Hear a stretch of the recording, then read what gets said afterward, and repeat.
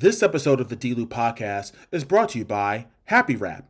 You ever wanted to design your very own gift wrapping paper? Now is your chance to do so.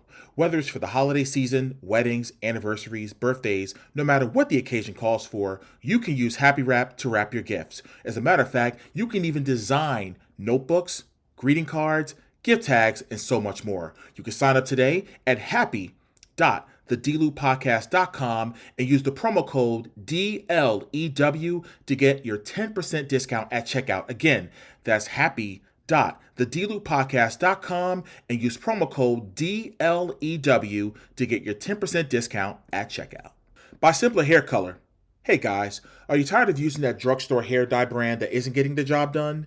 If you want to use a great product to cover those grays, have no fear, Simpler Hair Color is here. No mixing, no dripping, no mess. It's super easy to use, whether you're a beginner or a pro. Go to simpler.thedlewpodcast.com and use promo code DLEW10 for your 10% discount at checkout. Again, that's simpler.thedlewpodcast.com and use my promo code DLEW10 for your 10% discount at checkout. And by WWE Shop with Fanatics. Get your favorite WWE superstars merchandise and wear them proud with superstars like the OTC Roman Reigns, Rhea Ripley, the Second City Saint CM Punk, John Cena, Main Event Jey Uso, the American Nightmare Cody Rhodes, and so many more. Oh, by the way, they got some really cool championship belts in there as well. So go to wrestling.thedlewpodcast.com. Again, that's wrestling.thedlewpodcast.com so you can go to WWE Shop with Fanatics. This podcast is a Believe Network and Siete production.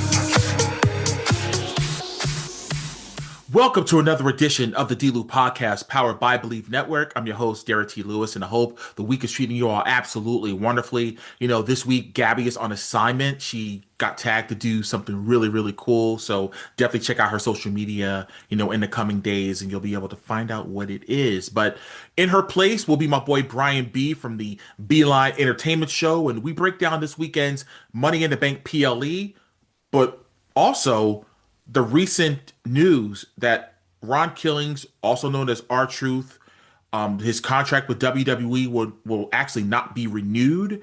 And we talk about what that means. And also the newest signee to WWE, Mariah May, and so much more.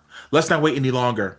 The Money in the Bank preview show with me and Brian B starts right now. Well, ladies and gentlemen, I've known this guy for a few years now. We met during the pandemic, some friends of mine, that's his cousins, and he loves wrestling just as much as I do, and we vibed on his show, and he definitely agreed to fill in for Gabby this week on this episode of the D-Lew podcast. He is the owner, the proprietor, the CEO of the Beeline Entertainment Show, all the way from the ATL, Brian B. Brian, thank you so much. Give me your time. How are you, man? Doing all right, man. Good to see you, D. Yeah, man. We definitely do go back, man. One of the shows that I did early stages of what I call now Straight Through the Ropes Wrestle Talk. Literally, we had you on, and you get your whole, told us about yourself, all your history, wrestling encyclopedia. My man Derrick, wrestling encyclopedia, bro. But he was one of the first ones, right when Roman Reigns had started his legacy, the Tribal Chief. Yeah. You called it, bro. You were the first one. You were like, man, I hope he has just an epic run. And it was unheard of at that time, bro. And it's crazy that you called that.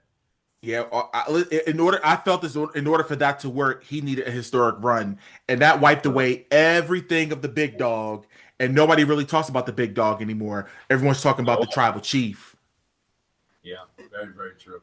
Sure. Yeah, but we're going to talk about, this weekend's Money in the Bank premium live event. However, the topic of the week, it probably is going to be the topic of the year, was when on this past Sunday on Twitter, now former WWE superstar Ron Killings, a.k.a. R-Truth, sent out a tweet at 11:12 in the morning, and it stated the following: "I'm sorry to inform you all, I just got released from WWE. I want to thank WWE for the ride, but most importantly, I want to thank each and every one of you who is along for the ride. Thank you for all of the love, support, and appreciation you have given me over the years. Thank you." So that's what R-Truth was talking about, on his Twitter account. And I gotta ask you, man, right off the bat, when you got word about this, what was going through your mind? Bro, listen. I mean, immediately, I jumped right on TikTok and made a video immediately because, like you just said, man, it was so unexpected. R-Truth, legendary character in WWE for years, man. If you Absolutely. go all the way back, you remember K-Quick. This was right after one of my favorite tag teams of all time, the New Age Outlaws, when they broke up and Road Dogg wasn't with Billy Gunn no more. K-Quick was his stand-in partner after that and stuff like that. And that was the first time I saw R-Truth before TNA and everything. So it was like when I saw him leave, bro, it reintroduced just how much R-Truth brought to the company, man. Coming off of a run with John Cena at just a week previously, you know what I mean? Yeah. Everything he did with the 24/7 title, everything that he did as far as just comedy, Little Jimmy. There's so many references that you can put with R-Truth. Honestly, at one point, reinvented the Judgment Day, or basically turned them into baby faces in just like a short gimmick, just trying to be a part of the crew. The guy is legendary gold. And when we saw his release, bro, being that it's like, it's almost disrespectful, in my opinion. That's how I felt when I saw it. Mm-hmm. I'm like, this is a guy who has transitioned through generations with the company. Somebody that was no matter what, you always saw him, everything he did mattered. That shit was important, bro. And then it's like, just to get a text online that he's no longer with the company, I felt like it was disrespectful. I felt like R-Truth was somebody who we should have got a retirement match from. I felt like R-Truth was somebody that we should have slowly transitioned into a backstage role, like anything. But we get a tweet. That shit felt crazy, bro. I can't even hide it. Well, when I first of all, I was heading, I pulled over and I was like, wait a minute. Like, I'm thinking it was a rib, right? Because you know how R-Truth likes to play around or whatever the case. Yeah. And I'm thinking, okay, he's sending us out on a Sunday, June 1st. And I'm like, wait a minute. I said, this has to be real. Yeah, and then when shout out to Sean Ross Sapp from Fightful, he basically validated that, yeah, it was true that they were no longer going to extend his contract. And that it was just this outpour of love, support, not only from R-Truth's coworkers and contemporaries in the industry, but wrestling fans all over the world. As of right now, that tweet has 21.9 million views to let you know how beloved the real life Ron Killings is. I had the honor and the privilege of meeting him backstage at Wale Mania in Philly last year. By the way, he actually came up unannounced. I don't even think he wasn't even a listed like celebrity that was supposed to be there. You know what I mean? And he gave the DJ his track. He performed, and it was a really good vibe. And then I had a chance to dap it up with him and talk with him for a few short moments that I had. And he was really gracious. I got a picture with him, and to see his body of work over the years, and you made a point about he was K-Quick. I had got word about him when he was down in Memphis in WWE developmental back then. And he was K-Crush. He was down there, and I believe Bryan Danielson may have been down there around that time. Reckless Youth, I think, was down there. Blue Meanie was down there, and a few others. You know what I mean? That was before, because they had OVW and they had Heartland Wrestling with less stature. But the thing is that when he showed up on Raw to help out the Road Dogg when he was wrestling William Regal, and they said, the DOWG, K-Quick, get rowdy. That's right. Man, I mean, I forgot about like the song. Yo, listen, because remember back then, New Age Outlaws, like they had probably, if not the most legendary entrance of all time. So when they went away, all of that went away with them, and then K Quick came in and reintroduced that whole hip hop flavor with Road Dogg, who was already doing that shit. Bro, listen, it was classic, man. You forget about those times. Legend in the business, man. Legendary. The first African American NWA World Heavyweight Champion down in TNA, and he had a run in TNA. You know what I mean? Yeah, he was a former team, because when TNA was first formed in 2002, they had a partnership with the NWA. So it was NWA, TNA. That's what it was called at first. Yeah. And that's back when like X-Pac was there, The Amazing Red was there, AJ Styles, Christopher, all them guys was down there. You know what I mean? CM Punk was there at one point, him and Colt Cabana. There was a lot of cats that was Ring of Honor, TNA, because Ring of Honor started the same year as TNA. You know what I mean? So yeah. See? So he had one heck of a run down there. And I think, if I'm not mistaken, he actually tagged up with Pac-Man Jones. I don't know if you remember that or not. Nah, man, I don't, bro. Yeah, Pac-Man Jones, when he was suspended, when Pac-Man Jones was suspended from football, he actually wrestled in TNA. No, see, yeah, that's what I don't, because I remember when I started really paying attention to TNA, that was when the big names started going over there and people started transitioning. You were seeing Booker T going over there. You were seeing you had Kevin Nash, Scott Hall, like everybody. 2006, 2007. Okay, yeah, because I was watching it. See, I got wind of it when they had the weekly pay-per-views. That was their distribution. That was their distribution model at the time. It was $9.99 a week, so you got to pay to see TNA. You know what I mean? That was their, because they couldn't get a TV deal because they were a brand new company.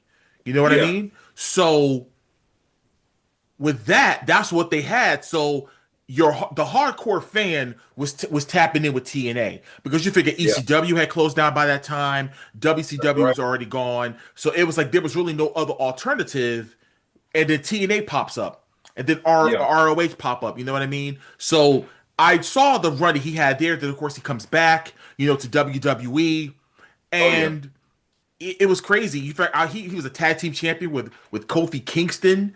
You know what I mean? He's tagged up with everybody. Goldust. You know what I'm saying? The Golden Truth. Miz, the Awesome Truth. When he turned heel in 2011 and he was doing the conspiracy, and Little Jimmy, all that stuff. Oh my God. When he dressed up as the Confederate, when they were down in Richmond, Virginia, I think it was the Raw where they had announced the winner of Tough Enough.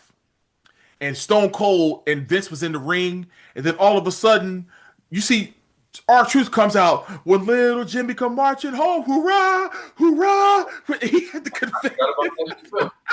He was gold, man. And it's like, the thing is, like, we talk about this on my show all the time, bro. It's like, the thing right now in wrestling, a lot of change is happening. You're seeing a lot of really, really phenomenal talent. I'm not taking no talent away from anybody. Right. But the one thing I feel like is kind of missing in all departments, whether it be AEW, even TNA, like, we're missing characters, bro. Like, we're missing, we're getting great wrestlers. You're getting great wrestling. You're getting stories in some places. But as far as, characters, people who stand out because of what they're representing or who they are or what they're doing, I feel like R-Truth, even kind of like The Miz, these guys are, it's not the same anymore, bro. Like Seth Rollins, he could throw on some colorful outfits. The Tribal Chief was fun, but it was more of a dominant boss. You know what I mean? It wasn't really right. It was a boss character. It wasn't like, when you think about R-Truth, coming out and what the old school guys used to represent, they were characters, man. And it was easier to like. Even John Cena, one of the ones that's on his way out now. He came out, he had the plain given the prototype with the blonde hair when he was in OVW. And then it's he came back and it's he had a transition from that. He was about to be dismissed because shit was boring. Little tight ass green shorts or whatever. And then they heard him rapping. Then he was the rapper. And then he transitioned the rapper into all different levels, the soldier, whatever, the Marine. Yeah. And it's all character work, bro. But I feel like there's not a lot of character. NXT is trying to keep it alive.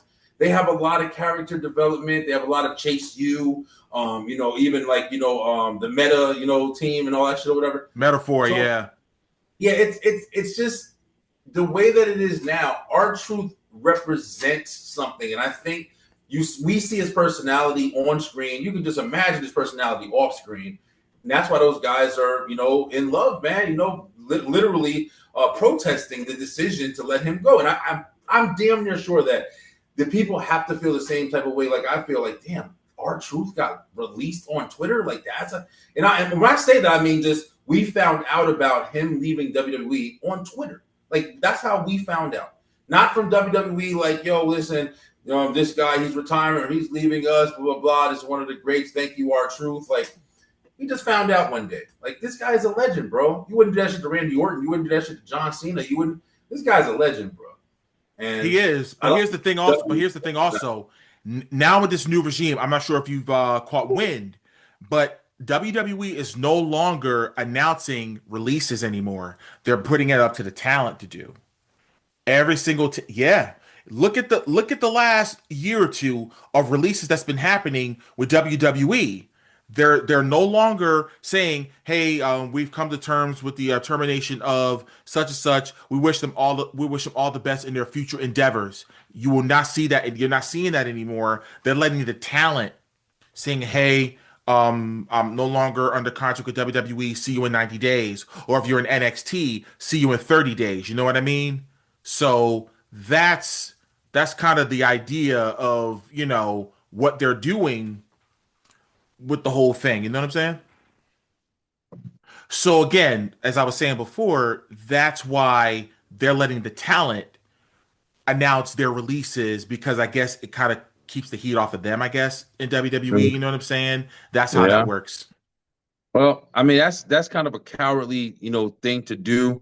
But I mean, in my opinion, I know I talk to you a lot. And I know you've had history. You've been WrestleMania events and interviewing the wrestlers and stuff like that, which is amazing. And I never would want to jack up any opportunities, but it's just like I just gotta say what I feel, man. I just feel like WWE. I know there was a lot of tension with Vince McMahon. I know there's a lot of story and there's a lot of bull crap and all that stuff or whatever. But it's just like the one thing I respect about Vince, man, is he worshiped this business, yo. He worshiped this business from the ground up. It was his dad's business. I think it was his granddad's business. Like, he worshipped it. Like, to small things like no sponsors on the ring.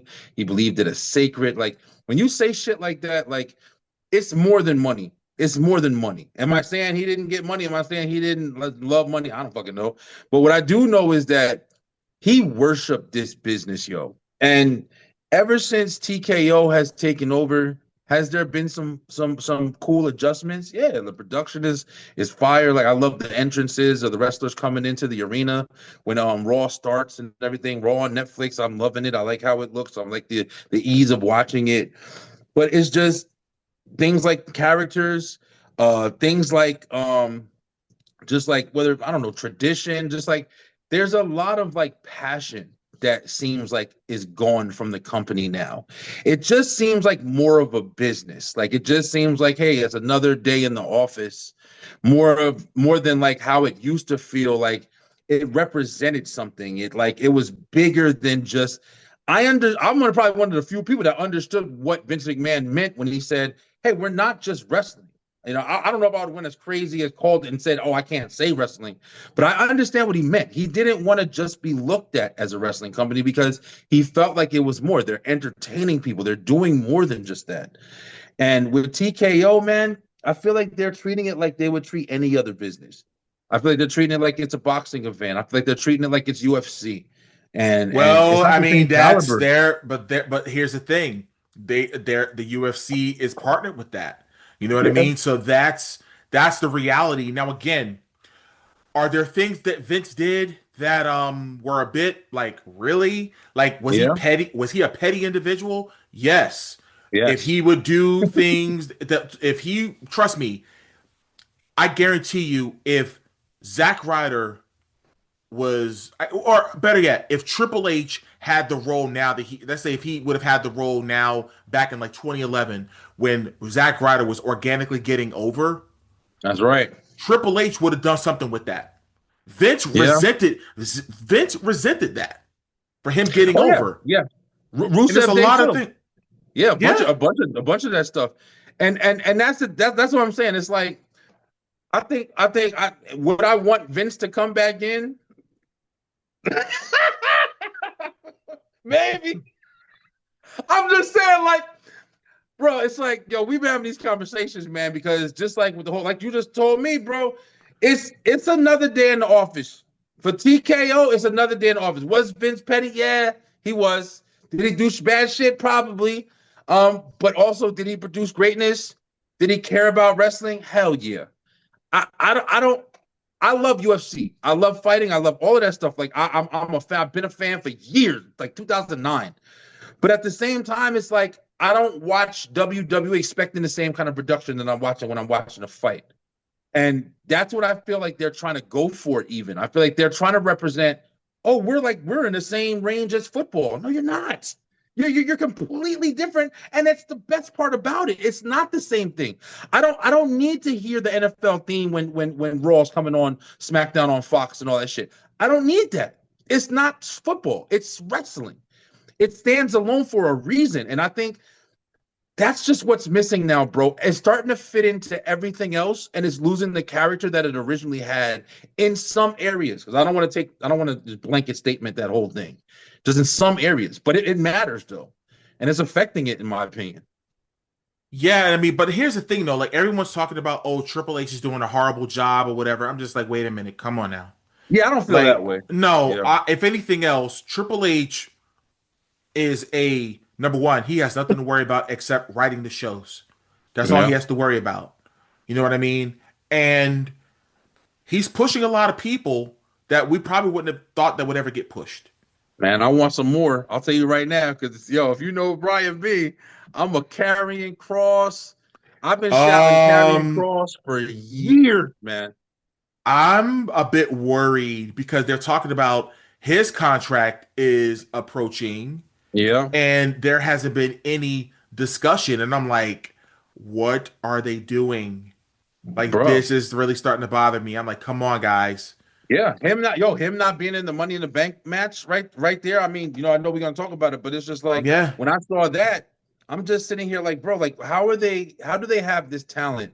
Like you just said, pushing yourself. Like all the production he does, literally getting himself over from backstage segments. There's nothing else that Karrion Kross, even the Long Island Iced Tea, when Zack Ryder was doing all that, he was on the internet promoting with a fake belt. He was yeah, getting over in his city more than anything. Long Island Iced Tea stuff. Like he was pushing himself in that direction, and it was likable. Like Jersey Shore time. It was a lot of stuff that represented that. But Karrion Kross was different, bro. Like right now in the time period, he's getting over by just being himself, putting his stuff out there. That damn production he did of that trailer with that movie, yeah. bro, phenomenal work, man. And then it's like for them to be sitting on that so we can get the same shit every week. I get it. You got Braun Breaker, you got Bronson Reed, which I'm definitely behind them. But I feel like we said, there's so much talent. Why are we saying the same stuff every day? Why can't Right. we get a different main event every now and then? I don't want to see CM Punk every 5 minutes fighting Seth Rollins. I don't want to see Liv Morgan fighting Rhea Ripley. I don't want to see Rhea Ripley going for the belt every 5 minutes. I don't want to see Lyra Valkyria and Becky Lynch going for the belt every 5. I'm just saying, like, there is so much talent. NXT has proven that shit. And they consistently are switching it up. JC Jane winning the championship was one of the smartest decisions that they could have did. It stood out. Look how much it got everybody talking. She's in a Yeah. faction. She's a veteran in NXT at this point. She's been through multiple. Hmm. Come on, bro. They're doing that shit right. NXT is doing shit right, yo. Raw, SmackDown, they still fucking up in my opinion, bro. I don't know where they're falling apart. They can't get the tag team shit right. It's not catchy. The John Cena, bro. Don't even get me started, D, because I'm telling you right now, the John Cena shit, they turned John Cena heel for him to be boring. John Cena would have been more engaging if he was a babyface at this point. You might as well just kept the same shit. Yeah, but I think at the same time, it was like they brought it to him. He wanted to do it. So, I mean, Yeah, you can't, that's and all it. that. Now, I will say the SmackDown tag team scene it has been great. I'll give Yeah. them Oh that. yeah. Now I it mean, has been that TLC match was lit. You know what I mean? unbelievable. That Yeah. was insane. I like Before that. that, right before we started getting when Motor City Machine Guns came in, and you had the reproduction of DIY. It was fluttering, bro. When Austin Theory and what the hell's his name? Grayson Waller. Waller, yeah. When they had the titles and stuff like that, it was fluttering, man. And now it's like they kind of traded positions because now Raw is fluttering. Because the New Day, I mean, it's just it's to me, and I'm not trying to go overboard, but I'm just saying it's just been kind of lackluster, bro. And I love wrestling, man. I love I'm always gonna watch, but I just feel like there was a period where things were fire, man. I mean, you could once again, and it was the bloodline, it was a whole bunch of story, but it was story around it too. When LA Knight was popping off and people were starting to really notice LA Knight, and they were like, yo, this guy is phenomenal. Wrestling was popping off, man. Roman was on the screen. That was a major thing. He was the big picture person at that point. Right. And then, it got mixed in with The Rock. A lot of story got, kind of torn apart and drifted away, and we never really got conclusions. And then it's just like there was no real story to start following that. And it's just all over the place now. And it's been hard for me to kind of find that passion that I had like a year ago, to be honest with you. Yeah, I think the individual that you just brought up, I think kind of put a monkey wrench into a lot of things and For threw real. Triple H under the bus on Pat McAfee's show. That pissed me off because I'm just For like, real? because I'm like, wait a minute. I'm like, if I was him, I would have been like, yeah, like I told you, I didn't need to be there. I would have played the heel character and just, hey, Yeah. listen, a lot of us didn't need to know, well, I was called to be brought in because tickets was down for Elimination Chamber and this, that, and the That's other. I'm crazy. like, why we shouldn't be privy to that. Yeah, that's crazy. We shouldn't Yeah, be privy to that. The Rock fucked up a lot. The Rock fucked up a lot of stuff, man. And I'm not, and I'm saying this. That's my third favorite wrestler, second favorite wrestler of all time. I I love Dwayne love The too. Oh, Rock. yeah. You know what I'm saying? Yeah. Like, but it's just like you said, man. It's like, we saw versions of ego. When it came to the Cody Rhodes situation, when Cody Rhodes won the Royal Rumble, and then he came in, and it was story at first. But then you find out, like, yo, he legit tried to come in there and just bum rush the scene. Like, yo, no, me and Roman's bigger, and we're going to do that. But the fans and the outroar from that changed it. And then they put it out there like, yeah, that's really what happened. And I'm sitting here like, okay, Rock, so that really is how you're trying to push shit. Okay, so if that's your agenda, that is what you're doing. So now I know when I see you, it's not because you got a formulated plan. It's not because there's big pictures, stuff that's going on in the background. It's just because you want to be seen. That made sense when it came to WrestleMania this year. He set up the whole Cody Rhodes selling the soul, the whole everything like that. He set up a beautiful story to be told and fucking flatlined the shit, bro. Sent Travis Scott out there to just, pick up the pieces of whatever he created, barely. And then a nut shot and a title hit won John Cena the championship. And now we're on this bullshit. Oh, I'm killing wrestling. Nah, bro, you're really just being boring as shit and just prolonging a period to where we know when we get to the final match of John Cena, we all gonna be crying and cheering for this guy. That's what I'm saying. Like, if he wanted to do it and he's having fun, good for him. But I'm saying, realistically, you missed the time period, bro. And if you were going to do it and there was deeper investment, the story should have been way better for such a grand gesture. On your way out, this shit is lame. Like, you don't even see this motherfucker anymore. Like, you know what I'm saying? I don't even know who he's fighting next. Saturday Night Main Event. Like, it's not even entertaining, bro. If he walks out with the belt, he walks out with the belt. Like, I don't even give a fuck. Like, all right, take it. Exactly. But we're going to move on to something else that took place. We are recording on a Wednesday night right now. Last night on NXT, where obviously JC Jane came out and they did their job. I mean, Yeah. the booing and everything else, and then all the women started coming out. Jada Oh Parker yeah. was coming out. Then we had Kalani Jordan that came out. Jordan Grace, Lash Legend. You know, the list goes on, and all of a sudden, Pitch Black.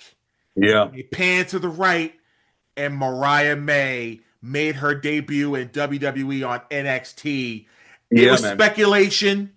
You know, we wasn't sure. We kind of knew she signed, but we weren't too sure yet because you just never know. But That's right. nonetheless, she did debut. I was really, really excited. I popped. I popped huge for Yeah. that. And I think she is where she wants to be. She always wanted to be a WWE superstar. There's a picture of her floating around when she was at WrestleMania 38. She, Okay. she was putting herself out there because she tried out for WWE. She didn't get Yeah. signed. Then she did the independent. She went to obviously Europe, and she went to Stardom over in Japan. You know what I mean? And she kept shooting her shot. She eventually gets signed to AEW and did a damn good job. She became the world Yeah. champion there Yeah. and had That a Tony great that blow Tony off. Storm promo was incredible, man. Incredible. Yeah, so what are your thoughts on, again, WWE signing her, and what do you think the trajectory is for Mariah May for the near and distant future? I think that right now it's a perfect opportunity because everybody knows that the WWE, like she said last night, like the WWE, I'm sorry, the NXT women's division is untouchable. I mean, hands down. I mean, I would love to hear a great argument for any other wrestling division in the world right now that's touching what NXT has with the women.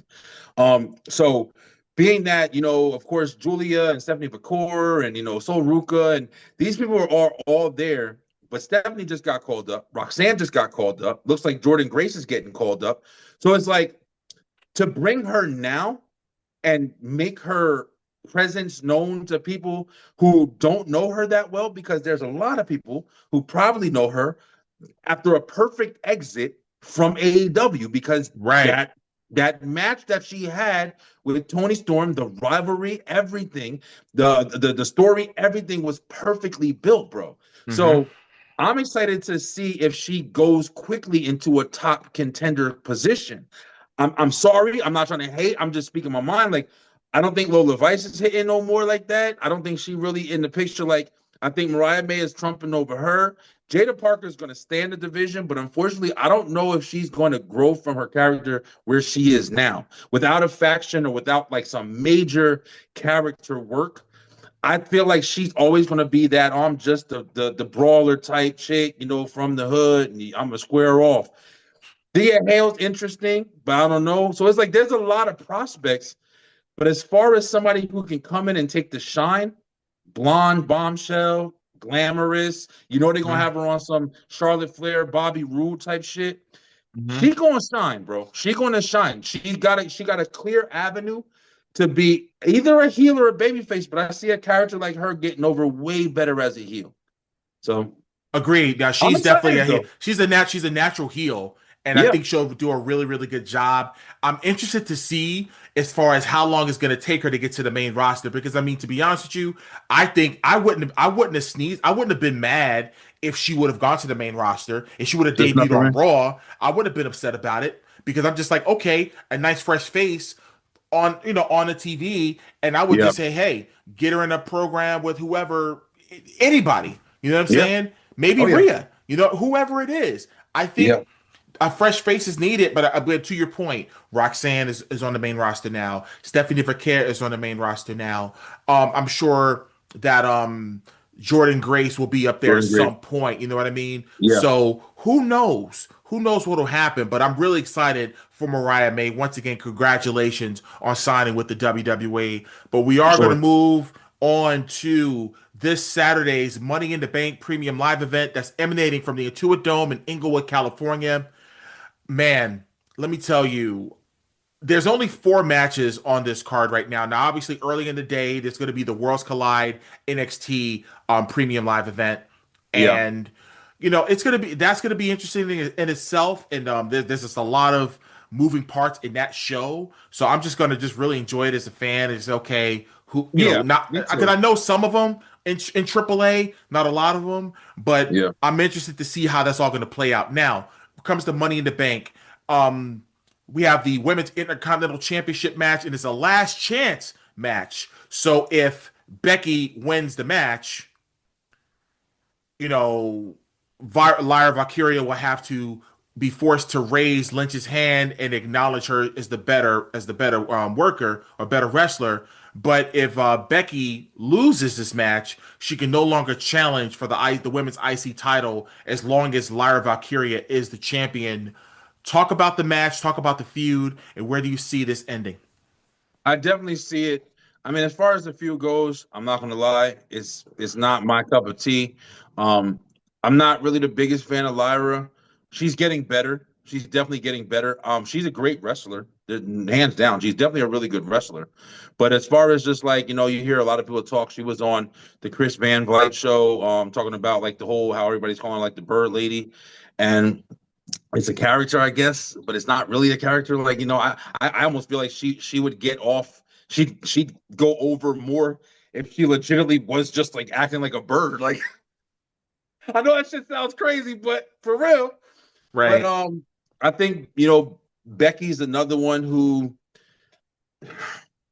she's doing the right thing right now by hopefully putting people over.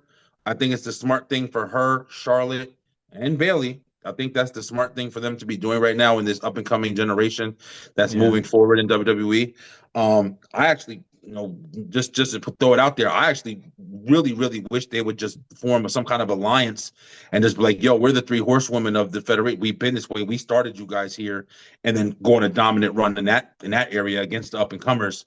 But whatever. But yeah, Becky is kind of a little boring right now with it. It's not really entertaining. They're doing pretty good, but they've already had 3 matches, and I personally think that Lyra's going to win. I think it's going to be an interference by Bayley, and that's going to set up a triple threat. I don't think it's going to be over. I think it's going to set up a triple threat going into SummerSlam. But if she wins, and then Bayley comes out, and then it's Bayley and Becky at SummerSlam, I mean, even that's kind of like, damn, like we just saw that not too long ago. It's just roles were reversed. So I got Lyra retaining due to interference. But we'll see. I mean, not the most interesting match in the card, but we'll see. Well, for me, I actually dig this feud, and I saw it coming when Becky was her partner at Mania. I said, okay, Mhm. she's gonna, and I said it, they're gonna win the titles, and they're gonna lose in the next night, and then Becky's gonna turn heel, and that's exactly what happened. Because I Yeah, think this is just to really get Lyra Valkyria over. And by the way, her mic work has gotten a ton better, a lot better. and I think people are invested in her now because she can actually talk. Yeah, They weren't giving her the opportunity to express herself, verbally on the microphone to the fans. Because yeah, to your point, called it a bird lady because she had the feathers or whatever. I get it because that's all they knew her as. yeah. She has a nice theme or whatever. Woo, woo. But Fun to look at. outside of that, there's not a lot of, you know what I mean. But now she can really really go and joust with the best on the microphone. So I'm picking Becky Lynch to win this match because I think this can really give. And I said this before on the show a couple weeks ago that I think this can give Lyra something to chase. Maybe Lyra can maybe win the title back, you know what I mean? Okay. Or something of that sort. Or, Lyra may have to go to the back of the line and maybe Bayley and Becky, probably at SummerSlam or maybe Night of Champions. I don't know. But Yeah. we could definitely see that, happening. But the next match is a tag team match, with the returning Cody Rhodes and the World Heavyweight Champion main event Jey Uso taking on Logan Paul and the undisputed WWE Champion John Cena. Now, obviously, we kind of figured when I thought Cody was going to come back a little bit later, I was thinking maybe Night of Champions or something like that or a Raw, but the Saturday night's main event, it made sense for him to come back once they were, doing the beatdown on R-Truth and Jey Uso and that type of thing. And Cody comes back and he basically says, hey, I'll see you guys at Money in the Bank. Yeah. So you figure, okay, Logan Paul can make John Cena basically a heel because nobody likes Logan Paul. Nobody. Yeah. Yeah. No, I don't nobody. know, bro. Nah, I lo- I enjoy Logan Paul, man. I think he gets a he bad can. rap. I get why he's a heel You know what I'm saying? Like, I definitely understand. Like, he's definitely a heel. There's no doubt about him. He's very Yeah, unlikable. yeah. But the guy, I mean, he's impressive. He's entertaining. I mean, to be honest with you, this is going to sound crazy, D, but Logan Paul's the most entertaining dude in that whole match. Besides Jey Uso with the Yeet, besides the Yeet, I mean, I love Jay. I loved Usos, another one of my favorite tag teams of all time. Mhm. But it's just getting to a point where everything I'm watching with these guys, whether it be John Cena, whether it be Cody Rhodes, whether it be even Logan Paul a little bit, but or whether it be Jey Uso, it's kind of just like, what's next with y'all? Like we've seen these guys come from amazing feuds and amazing stories and amazing this and amazing that, but it's just like it's nothing really happening. Like even this tag match, like be honest, bro, like this tag match is for nothing. Like, like it's really a thrown together match. I get it. Like, you know, Cody Rhodes owes John Cena one, I guess. Like he just beat you. I mean, I guess he cheated a little bit, but he beat you, bro. Like you beat Roman, and a year later you got beat by Travis Scott and John Cena with a nut shot and a belt. And shit just seems lackluster to me, bro. Like it's not enough substance for me to really care. I They mean, didn't give you. I mean, granted, they didn't give you enough time. They didn't give us enough time to kind of sink our teeth into this feud. Because again, they only had 2 weeks to basically set yeah, this up. Saturday night's main event was basically the catapult to Money in the Bank. That's all it was. It was basically a pre-advertisement for people to tune in to watch Money in the Bank. Let's be real. yeah, Let's be honest. yeah, Okay. for real. So I get, and also, but at the same time, the match is featuring the two world champions of the company. So I'm looking at it. I'm looking at it from a promoter and a booker's perspective. Okay, we got the two world champions on the opposite sides, heel and baby. Okay, we got the former world champion, you know, with the babyface champion. Of course, we have the most unlikable guy in the business, and with John Cena. Yeah, So that's gonna put more heat on Cena being associated with Logan Paul. So from because sometimes I look at wrestling from two sides, right? I'll look at it from the fan side, but I'll also look at it from a booker's perspective. oh And I yeah, use the word booker because you have to look at it from a perspective, okay, what's the short term and what's the long term, right? Now, obviously, we know the collision course that Cena and Cody Rhodes are going to be on still, right? But there was that tease that they were kind of making a stink. Yo, is Logan Paul going to become the world heavyweight champion? You know what I mean? So you just never know, yeah. You you know, never with know. that. Yeah, yeah. Definitely, story is definitely up in the air. I mean, there's a lot, and I definitely get it. Like you said, you know, from doing shows with like wrestlers and everything. I definitely get like the booking perspective, and it's just right now. It's just even though there is a lot going on as far as just the lines are there, like you know, the clear picture is there. But as far as like the invested story, like you said, man, we were even talking about how it's just crazy. Like you know, we just got off of what was it? What was the pay-per-view right before Saturday Night Main Event? It was Oh, backlash. Backlash. Yeah. So you literally just had Backlash, and then a couple weeks go by, and you got Saturday Night Main Events, and like literally a week goes by, you got two pay-per-views. Then you get this. Right. I mean, it's almost oversaturation as well. So, like you said, it's very hard to draw interest in building stories that, unless they're pretty much the same build or the same kind of feuds, if you're trying to build new feuds or build feuds off of engaging, like you know, we're even getting Jey Uso and Gunther again, and it's just like I get it, like you know, some feuds are awesome when they're you know trilogies and this and that, but it's just like also sometimes you're just like I'm seeing a lot of people talk about how yo they're like we started saying before, we're tired of the same ending on Monday Night Raw every week, bro. Like I'm tired of seeing CM Punk come out and save everybody every night. Like it's just the repetitiveness, man, and I just feel like it's lackluster storytelling, man. I feel like there's so much stuff they can do with the people that they have right now, but I feel like they kind of wrote themselves into a wall, especially with the John Cena situation. I don't feel like there's nothing much for him to do. We know he's leaving. We know he's part-time. He's got that belt right now for no fucking reason. I'm sorry. Like, there's no other way. They gave him that shit so they can have a nice, good run with it. Unless I say this and I say, unless they really are unless they really are using John Cena to rewrite WWE. And if that's the case, it's still boring to me but I at least understand it better. If they are doing this thing and Cena is really going to walk out as the champion and they're going to reintroduce like a new beginning or a new setting in wrestling in WWE so that we can start over with the championship, that shit's going to feel like a slap in the face, kind of. But at least I'll understand what they're doing because I've been thinking that too with the whole new company and everything like that. They want to start Right. over from the Bruno Sammartino. They want to start over from the Roman Reigns reign. They want to start over. And it's a possibility. I mean, it's a shitty possibility, but at least it would be storied. Right now, it's just happening. Right. Exactly. But we have two more matches to cover, and the first one, the first of the last two, is the women's Money in the Bank ladder match featuring Alexa Bliss, Roxanne Perez, Rhea Ripley, Julia, Naomi, and Stephanie Vaquer. I Yeah, have to be honest with you. This match is tailor made for Naomi to win. I would love She that. she is my pick to win this Money in the Bank match because right now she is on the run of her career. For real. You For hear real. me? She's on Oh the yeah. run of her career, and there's so much depth to her character right now. She has Yeah. range, which Yeah. she was never allowed before. I love Yes. it. I Yep. love it. I love it. I love it. So talk about what you think in the terms of this match. Yeah, this match to me, this is the best match on the card, hands down.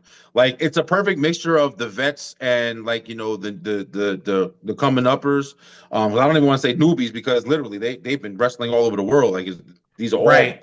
I guess to trained. but to WWE. You're right, right, right, Exactly. right, right, Yeah. right. Yeah. So it's like, but being able to see like, such a mixed caliber of wrestlers and stuff like that in this ladder match, it's all new opportunities. Like of course Alexa has won before. I think Naomi has won it. Didn't she win a Money in the Bank before? I'm not even sure. I don't know. Maybe she didn't. No, she Maybe won she the did. no, she won the. I think she won the Andre the women's battle royal at WrestleMania Okay. 1 year.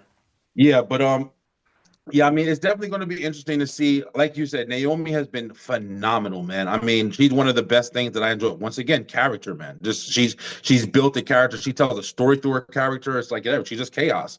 And then I do like Alexa Bliss. I think Alexa has been kind of slept on since she's came back. And in my opinion, once again, like I feel like she's came back into a gimmick that really isn't suiting her anymore. I get it. Like, you're still paying homage to Bray Wyatt in a way. You're still coming back with the doll. The doll's kind of still talking to you a little bit. You're still a little on the weird side. We still don't know if you're Wyatt Sixten or not. Yeah. But it's just like, I feel like because it's not connected to the Wyatt Six yet, I feel like she's easy to kind of skip over at this point. Even though Right. I love Alexa, I'm interested in actually seeing what she does going forward. She's a 3-time champion. Like, she's a vet, man. So to see her, my pick, who I would like to win, let's put it that way, who I definitely feel strongly like she could have a chance, is Roxanne, man. I really, really like Roxanne Perez. She's incredibly talented. Like you saw her work in NXT, they call it a prodigy for a reason. Like the girl can go in the ring, and to be able to see Yeah. the type of fuse that she can have, like we saw it with the Women's Royal Rumble, she's definitely going to be a standalone in the division. I don't really like what they're doing with matching her with Judgment Day and everything right now, but I know you got to find somebody and give them place and give them substance. So it's cool. But I'm interested to see where the directions are going to be going with some of these ladies, man. Stephanie McCourt, she's already like, she's kind of got a Rhea Ripley vibe. Like she's already like, her presence is kind of speaking like her story. Right. Like I agree. it doesn't take much. Like, oh, we're going up against Stephanie. It's almost like the Undertaker a little bit. Like, oh, Right. Stephanie. Oh, shit. So this is going to be, I think, in my opinion, I think this is going to be the best match of the night. So yeah, I'm excited for it. Yeah, man, we shall see what happens with that. Like I said, I'm picking Naomi and you're picking Roxanne. I mean, hey, listen, you can't go wrong. I wouldn't be You can't be mad. wrong. No, I Yeah, wouldn't be I upset if wouldn't be it's mad. Roxanne either. And I think this Yeah. will give more depth to, having more with the Judgment Day and her stealing Dom from Liv. You know what I There you mean? go. And let me Yeah. tell you, if it's the wrestler of the year, it's Dirty Dom for Bro, all Dirty these Dom. reasons. That's another one. That's another one you got right. That's another one you got right, D. You said you called that shit when we were talking about Dirty Dom when he was first coming out and he was still with his dad, bro. and you called it. I was like, damn, I feel like he should do some lucha shit, throw a mask on, and maybe become like, even if he's like an evil mask character, like. But Dirty Dom, one of the greatest, man, that has transitioned from like, from, oh, I'm my son's, I'm my dad's son, to just on his own, beautiful women around him. This guy gets chicken tenders over. Like, it's, come on, bro. Like, he's gold, man. He's gold, yo. And if I'm McDonald's, I'll definitely give Dirty Dom a meal. sponsorship or something. Absolutely, a Oh, sponsorship. You've got to get Yes. an endorsement deal, 100%. Man, listen. Yeah, For real. and of course we have the last match. It's the men's Money in the Bank ladder match. Solo Sikoa, LA Knight, Penta, Seth Rollins, Andrade, and El Grande Americano. My pick for this match, my pick is going to be Seth Rollins. Oh, man. You know what's crazy, bro? I'm gonna be honest with you. I really don't know who to pick in this match. I really don't know. I mean, I know the people that I don't think is going to win. I know usually, you have the Money in the Bank, and you got the caliber superstars that are going to give it an entertaining show, because that's going to be one of the biggest things you need. You got Penta in there. Penta's going to give it a hell of a show. Agreed. Chad's going to give it a hell of a Americano. El Grande. I always get his name wrong. El Gigante Americano. El Grande Americano. El Grande America. Okay. Right, So, right. yeah, he's in there for comic relief, of course, and he's gonna do amazing. Like, Right. Andrade keeps getting the short end of the stick on these matches, man. Would I be shocked if Andrade walked away with the Money in the Bank briefcase? Yes, but no, at the same time, in a way, because I feel like he's been in multiple ones. He hasn't had much direction since he's been back. He's had a couple of good match lineups. But the Carmelo Hayes matches were really, really good. They were really, really good. And it would just been like, once it was done, it was done. You know what I'm saying? Like, it wasn't like it led to something different. So it's like, the match setup, I can see somebody like Andrade winning this. The only reason Seth Rollins has something bigger going on right now. I think that he's definitely gonna hit title contendership regardless of the Money in the Bank briefcase. Like, he's going to be down there with his faction. He's got more going on. So I don't think he needs it. I think it's definitely going to be an interference type deal. But we'll figure it out. Like, we'll find out when it happens. And then you got who else you got? You got Penta, you got him, you got Solo. Solo's another one that I can see maybe winning. Solo's another one I can see winning. Yeah. Yeah, so I really don't know. I don't really have a pick for the men, man. There's a couple of guys that if Andrade won it, I wouldn't be mad. I would like to see some elevation of his character. But Solo's another one that if he won it, I can see Solo doing something. I kind of want to see Solo turning on more of a babyface kind of role, whether it be with Jacob. I don't really care about a Jacob Solo match. If they do it, they do it. But I kind of want Solo to kind of go in and be like, yo, I got you, I got you, Oos. Like, we back at it. I feel like it's time for the bloodline to start connecting and start fighting back. I feel like there's enough people for them to do that to now. There's enough feuds, there's enough faction. So I don't know. I see this happening with Seth. Now remember, on June 9th, they're going to be in Phoenix, where Gunther is going to challenge Jey Uso for the title. That's right. What I could see happening is Gunther regaining the title and Seth Rollins cashing in on him, and that could start Gunther being a babyface. Yeah, because they definitely are teasing like Gunther's kind of that whole with him and Logan. Oh, he cooked him. He cooked him. He cooked him on the microphone. I say, man. Yeah, Gunther's dope, man. I've liked Gunther for a while. Gunther stands out because he's not your typical heel. He still does the little bit of cheating thing here, but it means something when you fight Gunther. And a lot of people don't have that. Like, it means something. He's a heel, but he's good. And that's why he stands out more. And they kind of slowly pulled him away from, Imperium. They really never mentioned it. They kind of just broke him up. Even him and Kaiser don't really interact on screen anymore. And babyface Gunther, I mean, what would it look like? It's interesting. That's going to be it. That's another thought process. You got to think about it. What is babyface Gunther going to look like? Because I mean, he can't transition. He's not going to can't like pander to the crowd. Like No, no, It's no, gonna no. have to He be the won't be same that type guy. of. He won't. He'll just be an ass kicker that the fans are just going to get behind, and that's Yeah, okay. And that's okay. I'm down with it. Yeah, I'm definitely down with it. I mean, yeah, it'd be interesting if that does happen. I mean, I'd definitely be down with, like you said, shit. Like I said, bro, when you say something, I listen hard because I'm like, yeah, he be getting shit right. Yeah, man. Well, before we get out of here, let the people know where they can find you on social media and where they can listen to your podcast. Give it to them. Yes, sir. Yes, sir. Yeah, yo, check it out. It's me, Brian B. Great to have me on the D-Lew podcast. I've been listening, bro, ever since you came out. And congratulations to everything you do, bro. Like I've always told you, man, you're definitely a phenomenal guy. And you can find Brian B in the Beeline Entertainment LLC. We are a network. We got a variety of shows that we host on YouTube. We go live on YouTube, Facebook, Twitch. We do gaming. Right now, we're definitely doing wrestling. Wrestling is really big for us. We've been straight through the roast wrestle talk. We actually do Wednesday nights, 9 o'clock p.m. Eastern time. So check us out. We're blowing up on TikTok right now, and we trying to talk with Brett the Hit. Yo, hey D, you don't know how many messages and how many posts I've been making promos for Brett the Hitman Hart. We coming for you. We coming for you, Brett. I'm telling you, bro, I'm gonna get Brett on the show. We want to talk with Brett because he's invited to the cookout, and we gotta ask him what he want to eat and who we want to see there. So we gonna talk with Bret Awesome. Hart soon, bro. Well, Brian, thank you so much for giving me your time. We definitely Yes, appreciate sir. it. We'll definitely be talking soon. Well, that does it for this week's edition of the D-Lew podcast. Once again, I want to thank Brian B for stepping in for Gabby this week to talk about, Money in the Bank and all aspects of pro wrestling. And again, don't forget to check out his show and show him some love and show him some support. This coming Saturday, you're going to see me do my ring announcer thing at the world famous Monster Factory for Because We Can. Tickets are on sale now. Bell time is at 2 p.m. The doors open at 1:30. You can go to Monster Factory's social media pages, click the link in the bio, and they'll direct you to get the tickets. Also, for the Monster Factory Championship, you'll see Lucas Twist the Sangro defending the championship against the former champion and former guest of the D-Lew podcast, the Heat Seeker, Chris Desmond.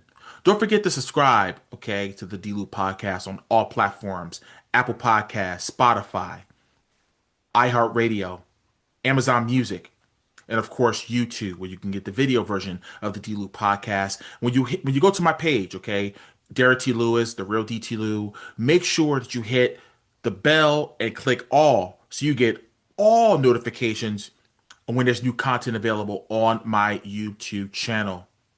Social media, again, you can follow the show at the D-Lew podcast on all platforms. You can follow me on social media at the real DT Lew, with the exception of Facebook, which is Derrick T. Lewis official page. Hit up my Pro Wrestling Tees store at pwt.derricklewis.com. And of course, you can go to the Derrick T. Lewis official merchandise store where you can get that Nike collection, guys. Don't forget, my store now has Nike merch. Okay, so make sure you do that. Go to shop.derricklewis.com. Well, I'm going to get out of here, guys. And as I always say, no matter what it is you do in life, always remember to make it count. See you next time.